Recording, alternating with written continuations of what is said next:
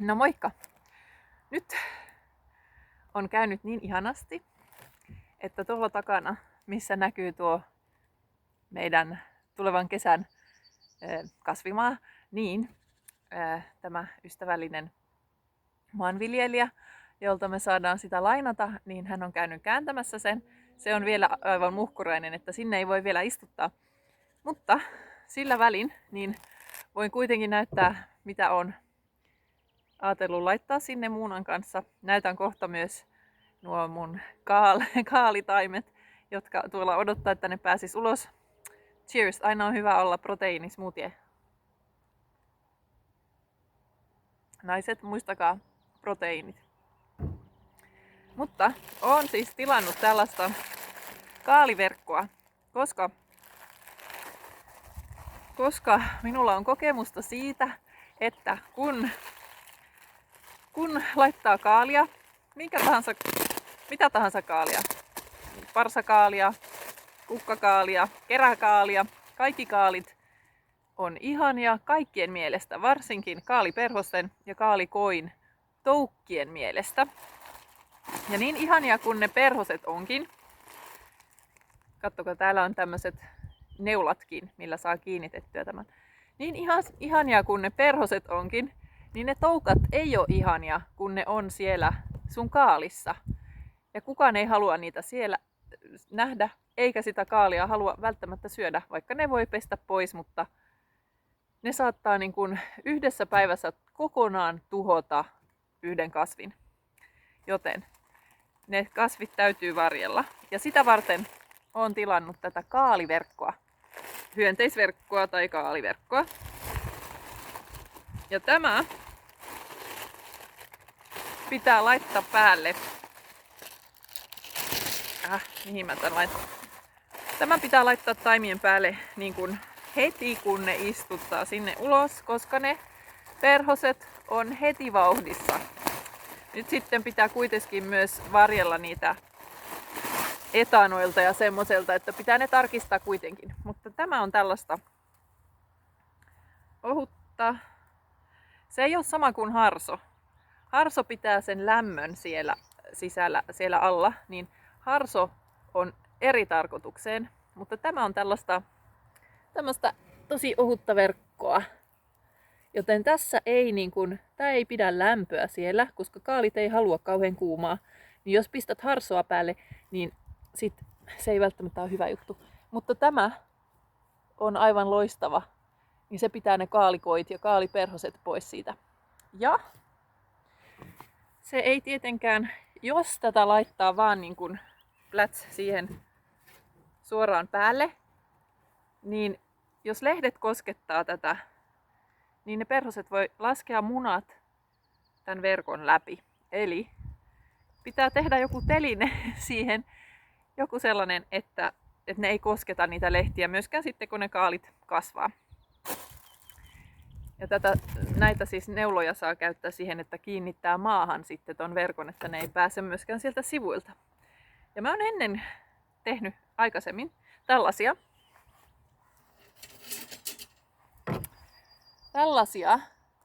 Tää on ihan raudoitusraudasta väännetty. Ja tämä on tosi hyvä. Eli pistän vaan maahan nämä tsup ja toinen pää tsup. Ja sitten näitä riviin sen mun kaalirivin päälle ja sitten siihen päälle verkko. Mutta huomasin, että nämä on aivan liian matalat, koska tämähän niin kuin uppoaa maahan jonkin verran. Että tämä toimii hyvin alkuvaiheessa, mutta ei sitten enää kun kaalit on isoja.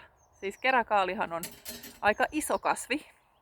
Jotenkas nyt mulla on tässä raudoitusrautaa edelleen. Ja aion leikata semmosia parimetrisiä paloja, että saan kunnon tämmösen systeemin siihen kaalien päälle. Ja sitten siihen laitetaan verkko päälle. Ei tänään, mutta sitten kun saadaan ne tonne ulos.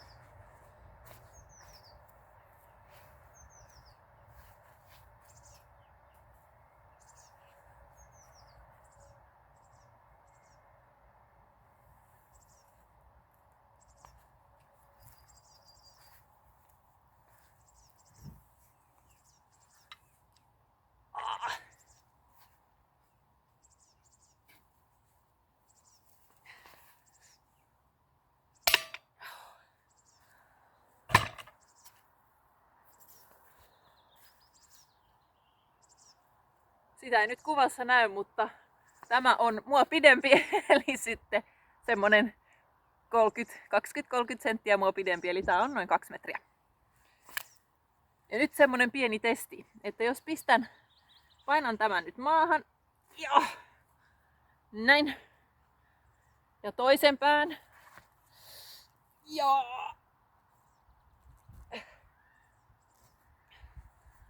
tämä on nyt tosi primitiivistä, pistän nyt ne vaan tähän nurmikkoon ja noin alle metrin etäisyydelle toisistaan. Suunnitelmana on, että me tehdään noin 80 senttiä leveitä penkkejä. Eli sitten siitä tulisi näin hieno kaari. Tämmönen.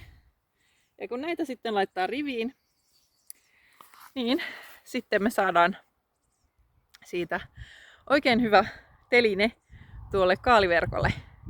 Käydään nyt tuolla pellolla, niin näette vähän, että missä kunnossa se tällä hetkellä on. No niin, tässä on meidän hieno silta. Se ei nyt ole ihan kohillaan, koska tuosta piti saada tuota reunaa myös käännettyä. Ja en tiedä miten hyvin tää nyt näkyy. Hypätäänpä sinne katsomaan. Uskaltaako tästä kävellä? Ehkä uskaltaa. Näin. No, niin kuin ehkä näkyy, niin tässä on tällainen kohtuullisen syvä railo. Ei nyt ehkä ihan railo, mutta tämä on vielä niin kuin vasta käännetty, että tämä pitää vielä saada vähän tasaisemmaksi. Ja sitten täällä on aika paljon isoja kiviä, mitä me sitten kerätään täältä pois. Ja sen jälkeen me muotoillaan penkki. Mutta nyt ainakin ollaan saatu näin pitkälle tämä. Ihan juhlaa tällaiselle oikein viljelyhörhölle niin kuin minä ja Muuna. Me ollaan ihan sekoja, mutta se ei ole mitään uutta. Että pelottavaa kävellä tämän yli nyt, kun se ei ole kunnolla paikallaan. Mutta laitetaan se sitten sen jälkeen, kun traktori on tuosta vielä toistamiseen käynyt tasoittamassa vähän tuota meidän aluetta. Niin sitten me päästään istuttamaan. Ja nyt voi sitten valmistella tosiaan sillä, että pätkitään noita raudoitusrautoja sopivan pituisiksi. Noin 2 metrisiksi, että me saadaan tarpeeksi korkeat kaaret. Niin, että sitten siellä myös kaalit mahtuu sitten, kun ne kasvaa isoksi. Mennään vielä katsomaan niitä mun taimiparkoja. Melkein unohdin. Täällähän on smoothie. Se ei ollut se, mitä meinasin unohtaa, vaan se, että tuolla pellolla on aika paljon tilaa. Niin me tilattiin myös tällaista sokerimaissia.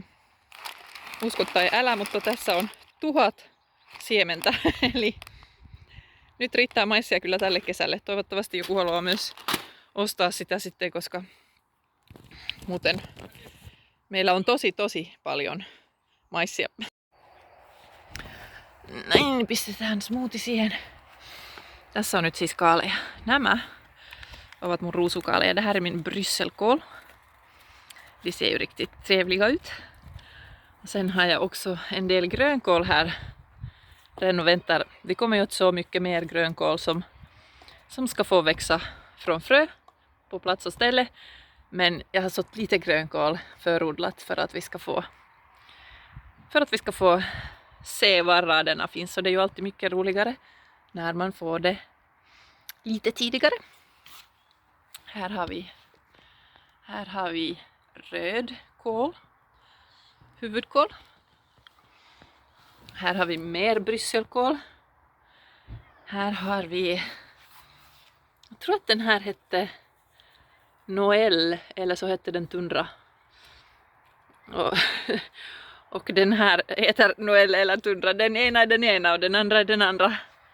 Men där har vi lite mindre plantor också. Och här har vi ännu mer kål.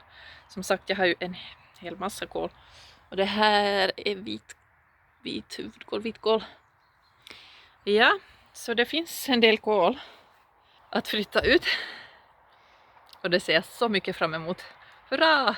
Bara vi får kålnäten förberedda, eller egentligen bågarna.